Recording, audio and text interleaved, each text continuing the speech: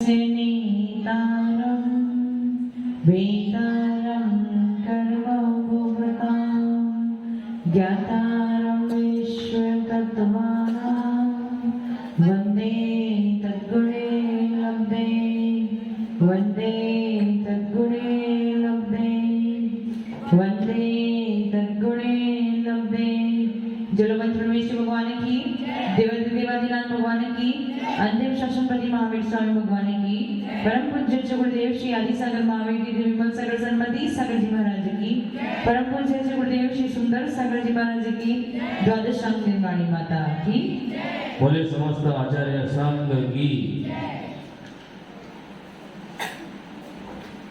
नामकरण आपका पूरा हो गया था, उसमें कुछ बाकी नहीं है।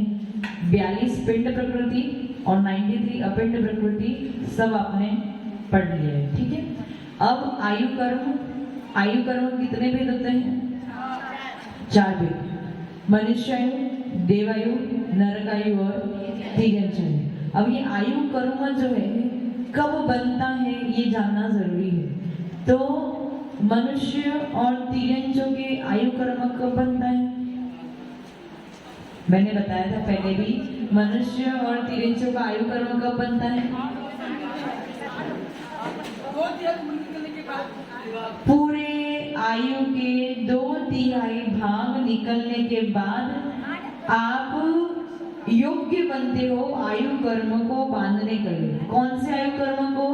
अगले भव की आयु को बांधने के लिए आपकी योग्यता कब होती है? जब आपका आयु का 2/3 भाग बीत जाता है। इसमें मैंने एग्जांपल दिया था, यदि कोई 90 साल की आयु लेके आया है, किसी जीव ने 90 साल की आयु के साथ में जन्म लिया है, तो उसका आयु कर्म का बंध कब होगा? 60 साल के बाद वो योग्य बन जाएगा। और उस 60 साल के बाद बचे हुए 30 साल में 8 अपकर्षण पड़ेंगे, जिसमें वो आयु का कर्म का बंध कर सकते हैं। इतना क्लियर हो गया? अभी कौन से मनुष्य और तिर्यंच की? मनुष्य और तिर्यंच अपने पास 2 प्रकार के, एक कर्म भूमि में रहने वाले और दूसरे भोग भूमि में। तो कर्म भूमि मनुष्य के लिए ही ये नियम है कि वो अपने आयु के 2/3 भाग बीतने के बाद 1/3 भाग में आयु कर्म का बंध कर सकते हैं। इतना क्लियर हो गया? इसी में कुछ को प्रश्न पूछना है। और कितने अपकर्षण होते हैं? 8 अपकर्षण होते हैं। कितने भाग में? 1/3 भाग में। अंतिम 1/3 भाग में 8 अपकर्षण होते हैं। और उस 8 अपकर्षण में भी यदि किसी का आयु का कर्म का बंध ना हुआ हो, तो अंतिम अंतर मुहूर्त में, जब मरण होने वाला है उसके पहले अंतर मुहूर्त में ही आयु का बंध हो जाएगा। ये किसके लिए है? कर्म भूमिज मनुष्य और तिर्यंचों के लिए। किसके लिए? कर्म भूमि मनुष्य और तिर्यंचों के लिए। अब कौन बचे? देव और नारकी। देव और नारकी वैकृत शरीर वाले होते हैं और उनके लिए नियम है कि उनका आयु कर्म का बंध कब होता है? जब उनकी आयु में 6 महीने शेष बचते हैं, तब उनको आयु कर्म का बंध। और उनको भी ऐसा नहीं कि 6 महीने शेष बचे उसी दिन आयु कर्म का बंध हो जाए। 6 महीने शेष बचे हैं तब उनके योग्यता हो जाती है आयु कर्म बंद करने की। अब वो 6 महीने के पीरियड में कभी भी आयु कर्म का बंध कर सकते हैं। ऐसा कोई फिक्स नियम नहीं कि 6 महीने पहले, मतलब 6 महीने पहले ही आयु कर्म का बंध करेंगे। 6 महीने पहले योग्य बन जाते हैं कि अब कभी भी वो आयु कर्म का बंध कर सकते हैं। समझ में है? देव और नारकी का क्या नियम है? मरण से आयु पूर्ण होने से पूर्व 6 महीने के काल में कभी भी आयु कर्म का बंध हो सकता है। उनके भी अपकर्षण पड़ते हैं, जैसे मनुष्य और तिर्यंचों के अपकर्षण पड़ते हैं, वैसे देव और नारकियों के भी अपकर्षण पड़ते हैं। उनका भी ऐसा हो सकता है कि आयु बस खत्म होने ही वाली थी कि अंतिम मुहूर्त पहले उन्होंने अगली आयु कर्म का बंध किया, उसके बाद उनका मरण हो गया और अगला भोग प्रारंभ हो गया। समझ में आया ना? आयु का स्वभाव कैसा है? आयु का स्वभाव कैसा है? साकल क्या करता है? मान। उसी प्रकार से आयु कर्म आपको भव में रोक के रखता है अथवा बांध के रखता है। ये देव और नारकियों के लिए हो गया। अब कौन बाकी है? भोग भूमिज मनुष्य और तीरंज बाकी है। तो भोग भूमिज मनुष्य और तीरंजों के लिए ये नियम है कि वो अपनी आयु पूर्ण होने से 6 महीने पूर्व अथवा 6 महीने पूर्व अथवा 9 महीने पूर्व योग्य बन जाते हैं अपनी अगली आयु का बंध करने के लिए। ऐसे 2 प्रमाण मिलते हैं। शास्त्र में कितने प्रमाण मिलते हैं? 2 प्रमाण मिलते हैं। 9 महीने का भी मिलता है, 6 महीने का मिलता है। इसलिए हमारे लिए अभी दोनों ही प्रमाण मानना पड़ेगा। जब तक केवली भगवान की प्राप्ति नहीं हो जाती, जब तक अपना शिव इतना नहीं पड़ जाता, तब तक जो शास्त्र में लिखा है वही हमारे लिए मान्य है। तो दोनों प्रमाण मिलते हैं, इसलिए अभी हमारे लिए दोनों ही प्रमाण मान्य है। इतना क्लियर हो गया? योग्य बन जाते मतलब क्या? 9 महीने पहले तो 6 महीने पहले बांध ही लेंगे ऐसा जरूरी नहीं है। हाँ, अब एलिजिबल हो गए कि वो कभी भी आयु कर्म का बंध कर सकते। समझ में आ गया? मतलब ये जो है देव और नारकी उनके है ना, मतलब 8 अपकर्षण काल थोड़ी ना होंगे। उनके भी ऐसे अपकर्षण पड़ते हैं। और अच्छा, अपकर्षण उनके भी पड़ते हैं, उनके भी अपकर्षण पड़ते हैं, जैसे मनुष्य और तीरंजों के अपकर्षण पड़ते हैं वैसे। परंतु उनके वो 6 महीने में वो 2/3 भाग 2/3 वैसे कर करके, पर वो 6 महीने के काल में ही उनका आयु कर्म का बंध होगा। लेकिन मनुष्य और तीरंजों का आयु के 2/3 भाग बीतने के बाद अपकर्षण पड़ते, तब उनका आयु कर्म का बंध। उनका 6 महीने के काल में बंद होता है, अपना 1/3 भाग में बंद होता है। हाँ, वैसे ही जैसे अपना व्यवस्था है ना, वैसे ही उनकी व्यवस्था है।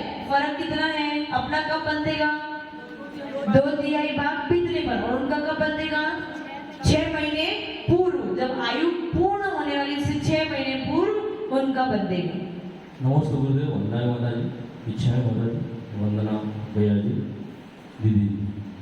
ये आपने बताया कि 8 अपकर्षण पड़ते हैं, 1/3 भाग में 8 अपकर्षण पड़ते हैं, और 90 का जैसे उदाहरण दिया तो 60 तो हो गए, बचे 30, और 30 में 8वां अपकर्षण में उसने आयु का बंध किया। इसका मतलब उसको 30 साल तक पूरा जिंदा रहना। हाँ, जिंदा रहना है, 30 साल तक पूरा जिंदा रहना। सही। और इधर आपने देव और नारकी के लिए बताया कि आयु में 6 महीने शेष हो तब वो बंद करेगा। तो इसका मतलब उसकी मैक्सिमम आयु वो 6 महीने ही होगी? नहीं, उसकी आयु तो बहुत लंबी होती है। देव और नारकी को मिनिमम आयु 10,000 वर्ष की और मैक्सिमम 33 सागर तक की आयु होती है। इतनी पूरा जीवन उनको जीना ही पड़ता है। और जब उनकी आयु पूर्ण होने वाली, जैसे कोई, आपने बताया कि जब आयु में 6 महीने शेष हो, उनकी आयु पूर्ण होने यानी उनके मरण में 6 महीने शेष हो, तब वो अगली आयु का बंध करेंगे। ऐसा समझ में है? हाँ, समझ में आया ना मैं क्या कह रही हूँ? 6 महीने शेष मतलब उनके मरण से 6 महीने पूर्व वो अगली आयु का बंध करेंगे। अब ये जो क्या बोलते हैं, मनुष्य और तीरंज है, तो केवल कर्म भूमिज मनुष्य और तीरंजों को ही कदली घात मरण होता है। कदली घात यानी अकाल मरण। अपना अकाल मरण होता है कि नहीं होता है? जैसे बहुत छोटा बच्चा था, एक्सीडेंट हो गया तो मर गया, या फिर पेट में था, गर्भ में था, कुछ गड़बड़ हुई तो मर गया। तो इसको क्या कहेंगे? अकाल मरण कहेंगे। कोई ऐसा निमित्त मिला, ऊपर से नीचे गिर गया, कुछ हो गया तो मर गया, इसको अकाल मरण कहेंगे। काल आया नहीं था, उसकी आयु तो शेष बची थी, लेकिन अकाल मरण हो गया, किसी कारणवश, कोई निमित्तवश अकाल मरण हो गया, तो उसकी आयु का बंध कब होगा? 2/3 भाग तो बीता ही नहीं। जैसे कोई 90 वर्ष की आयु लेके आया था और 45 वर्ष पे पहुंचा, 45 वर्ष में अभी उसकी आधी आयु शेष है। एक आधी आयु उसकी निकल गई, आधी आयु शेष है, 2/3 भाग अभी पूरा नहीं हुआ, तो अभी आयु बंध तो हुआ नहीं है। और आयु बंध के बिना मरण हो नहीं सकता है। मानव वो 45 साल की उम्र में उसका एक्सीडेंट हो गया, तो अब उसकी आयु का बंध कब होगा? बिना आयु के बंध का मरण नहीं कर सकते। क्यों नहीं कर सकते? जब तक आपकी अगली गति डिसाइड नहीं होगी, तब तक आप मरण नहीं कर सकते हो। बिना आयु बंध के मरण हो सकता है क्या? अगर बिना आयु के मरण हो जाएगा तो फिर क्या होगा? कहाँ जाएगा? आत्मा भटकेगी ना, भटकती है ना आत्मा, बहुत लोगों के अपन सुनते नहीं है, भूकंप में मर गए थे तो उनकी आत्मा भटक रही थी, ऐसा सुना ना आपने? होता है ना ऐसा? होता है ना योगिता में? भटकती ना आत्मा, पर होता है कि नहीं होता है? ऐसा कभी भी नहीं हो सकता है।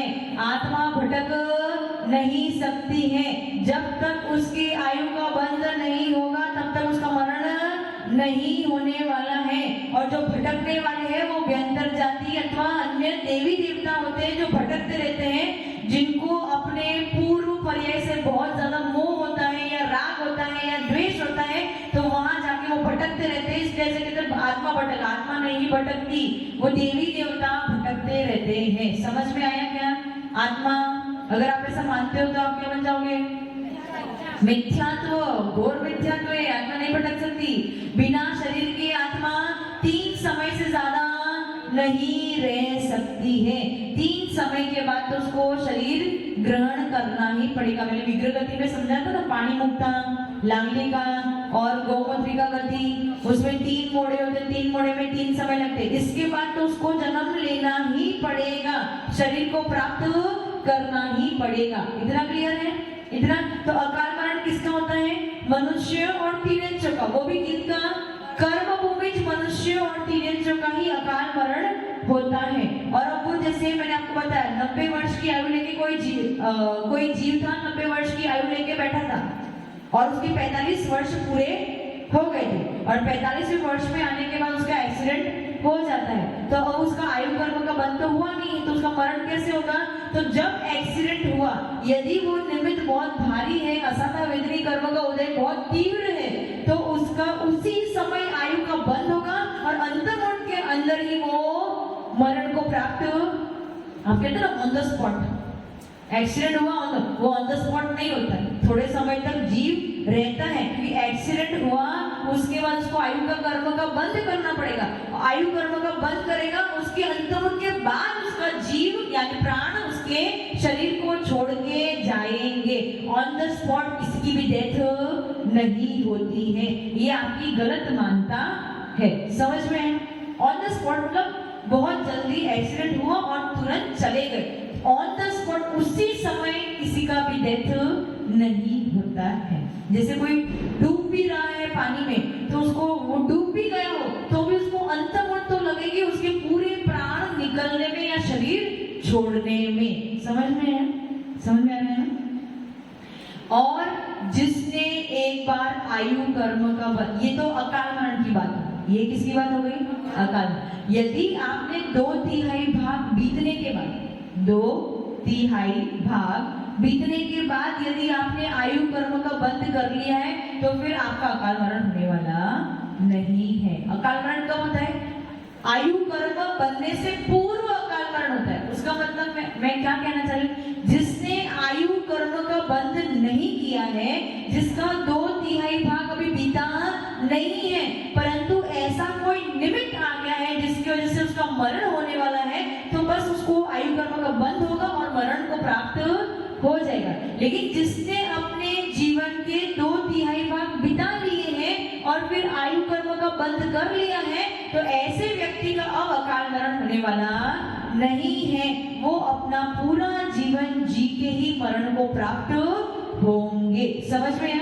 जैसे 90 वर्ष है, 90 वर्ष में 2/3 भाग यानी 60 वर्ष। 60 वर्ष के पूर्व यदि कोई ऐसा कारण बन जाता है तो उसका अकाल मरण हो सकता है। परंतु 60 वर्ष के बाद, 60 वर्ष में उसने आयु कर्म का बंद कर लिया, तो अब वो पूरी 90 वर्ष की आयु जी के ही जाएगा, उसके पहले उसका मरण नहीं हो सकता है। दोनों बात समझ में आई? मैंने क्या बोला? दोनों बात समझ में आई? 60 वर्ष के पूर्व यदि कोई ऐसा निमित्त पड़ जाता है कि उसका मरण निकट आ जाता है, तो उसका अकाल मरण हो जाएगा। परंतु 60 वर्ष के बाद यदि उसने आयु कर्म का बंध कर लिया है, तो वो पूरे 90 वर्ष की आयु जी के ही मरण को प्राप्त होंगे। अपन देखते से बहुत बूढ़े लोग होते, शरीर में कुछ भी नहीं है, कुछ भी नहीं, मतलब 90 वर्ष हो गए, 95 वर्ष हो गए, पर जा नहीं रहे। तो क्यों नहीं जा रहे हैं? उन्होंने पहले ही आयु कर्म का बंध कर लिया है, इसलिए वो अपने पूरा जीवन जी के ही जाएंगे। समझ में आया? समझ में आ रहा है ना? ऐसे बहुत लोग होते हैं, जवान जवान लोग उनके सामने चले जाते हैं, वो बूढ़े के बूढ़े ऐसे ही बैठे रहते हैं। तो क्यों बैठे रहते हैं? क्योंकि उन्होंने निश्चित तौर पे पूर्व में कोई आयु कर्म का बंध कर लिया है, इसलिए वो अपना पूरा जीवन जी के ही जाएंगे। एक एक पल, एक एक क्षण जी के ही मरण को प्राप्त होंगे। हाँ पूछो। 60 वर्ष के बाद में बंद कर भी सकता है और नहीं भी कर सकता, ये मतलब हुआ।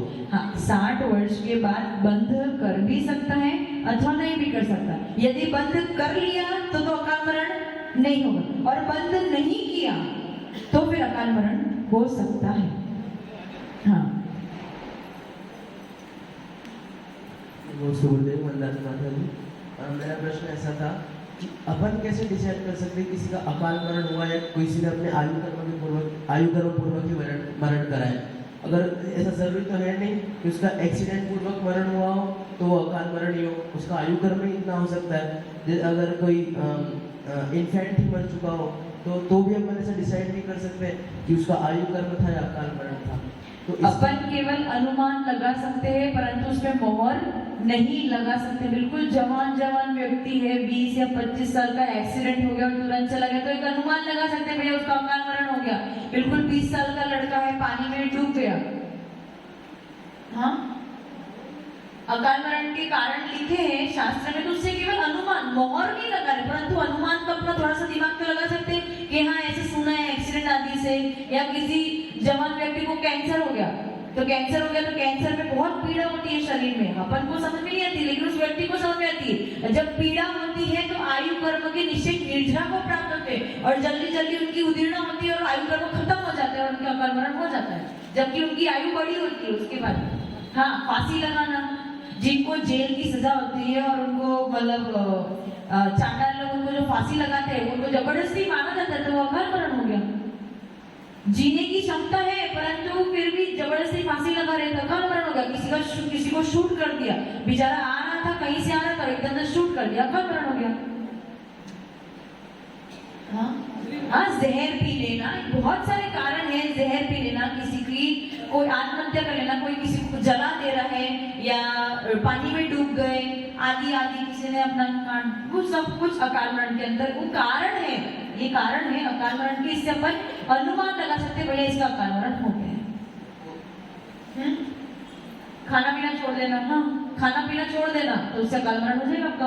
आप कर लो उपवास कर लो के, तो फिर आप उपवास कर लो, मतलब खाना पीना त्याग कर दो, तो उसके बाद आपका शरीर जो है जीर्ण शीर्ण होने लगेगा, आप जबरदस्ती अपने आप को मरण को प्राप्त करा दोगे। समझे? हाँ पूछो।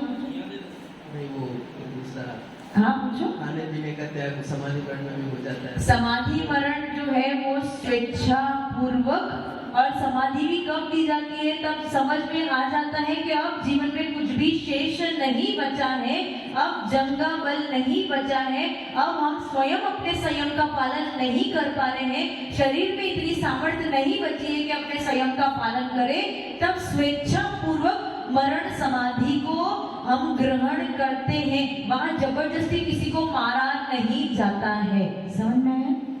कोई कषाय पूर्वक मरण को प्राप्त नहीं कर रहे, कषायों को छोड़ के समाधि मरण को अपना रहे, जबकि जो आत्महत्या करते हैं वो कषाय पूर्वक किसी प्रेशर में आके आत्महत्या करते हैं, इसलिए उनकी मरण को आत्महत्या कहते हैं और इसको समाधि मरण कहते हैं। ठीक है?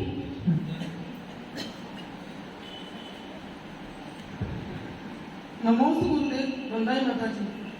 मुझे 2 तिहाई उम्र निकलने के बाद ये तो पता चलता है कि उसकी योग्यता हो गई है आयु बंद करने की। किसी को 90 वर्ष की एज लेके आया, 60 वर्ष के बाद भले उसे बंद तो नहीं हुआ होगा लेकिन योग्यता तो शुरू हो गई। अब 60 के बाद तो बस बंद नहीं हुआ है, 8 अगस्त बाकी है, बंद 60 पे यदि बंद नहीं हुआ, 60वें साल पे अगर बंद नहीं हुआ तो अब 30 वर्ष बाकी है। अब 30 वर्ष के 2 तिहाई भाग निकालो। सुनो मेरी बात सुनो, 60 वर्ष पे अगर आयु कर्म का पहले अपकर्षण काल कब पड़ना था? 60 वर्ष पे।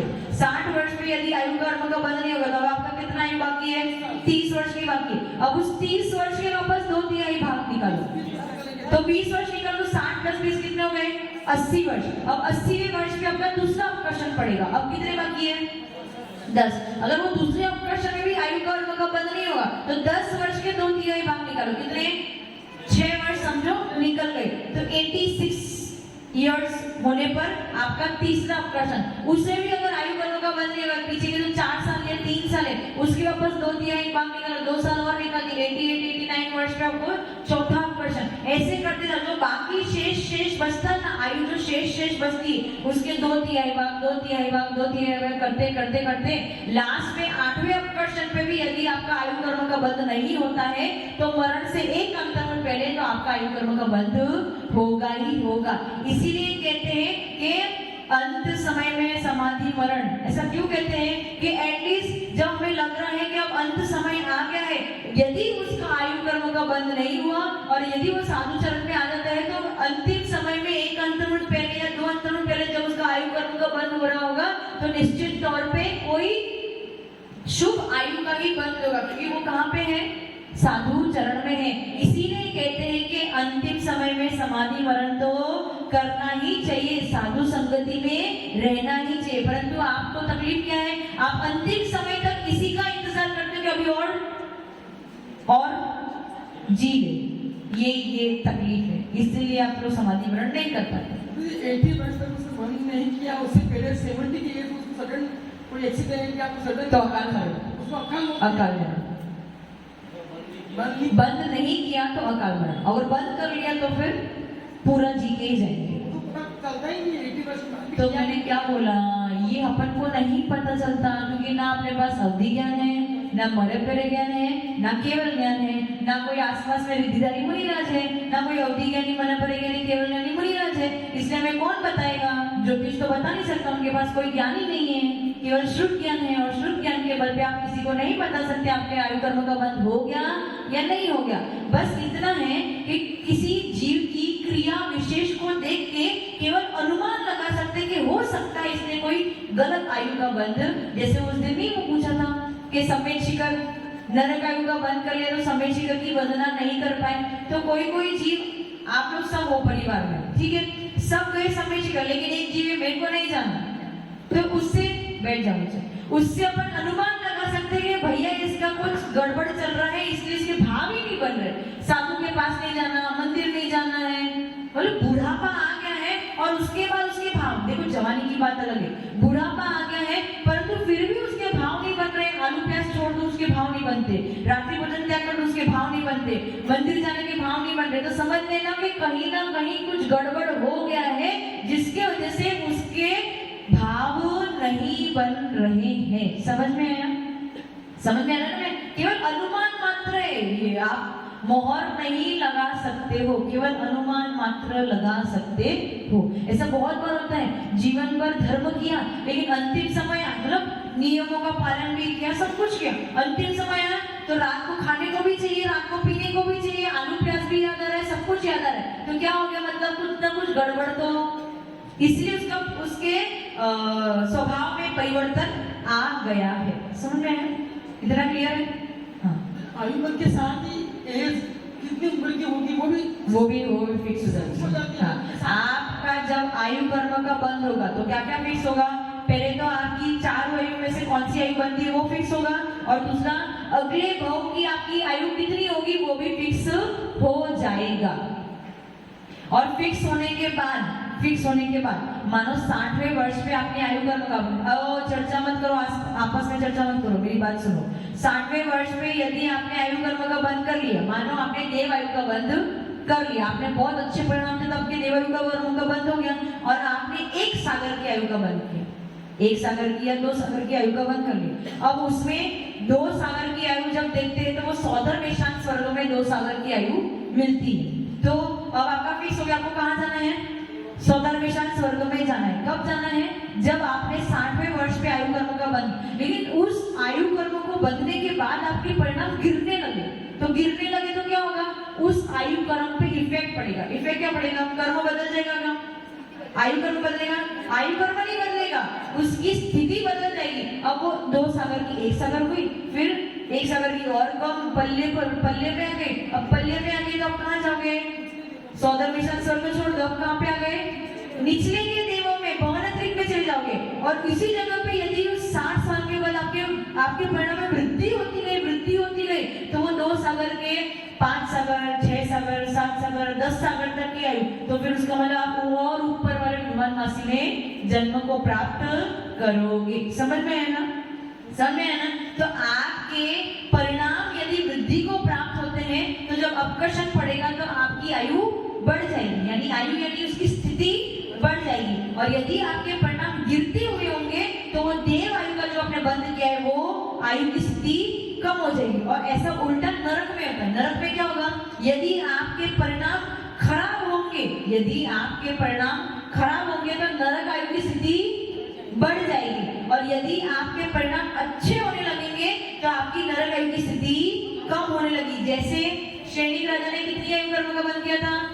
33 सागर की आयु का बंद किया था, यानी 7वें नरक में जाने वाले थे। और जब उन्होंने परिणाम अच्छे कर दिए तो कितने पे आ गए? 84,000 वर्ष, यानी पहले नरक पे आ गए। तो परिणाम अच्छे करने पे आयु कम हो गई। इतना क्लियर है ना? देवों के लिए अलग है, मनुष्य देवों के लिए परिणाम की विशुद्धि से आयु की स्थिति बढ़ेगी और परिणाम के घटने से आपकी आयु की स्थिति कम होगी। लेकिन नरक में क्या होता है? परिणाम की विशुद्धि से आयु कर्म की स्थिति कम होगी और परिणाम की खराब होने से आयु कर्म की स्थिति बढ़ेगी। समझ में? इसमें और प्रश्न? आज समय आपका हो गया और ज्यादा समय हो गया है, प्रश्न होंगे तो कल तो धनतेरस है, इसलिए कल की तो छुट्टी है।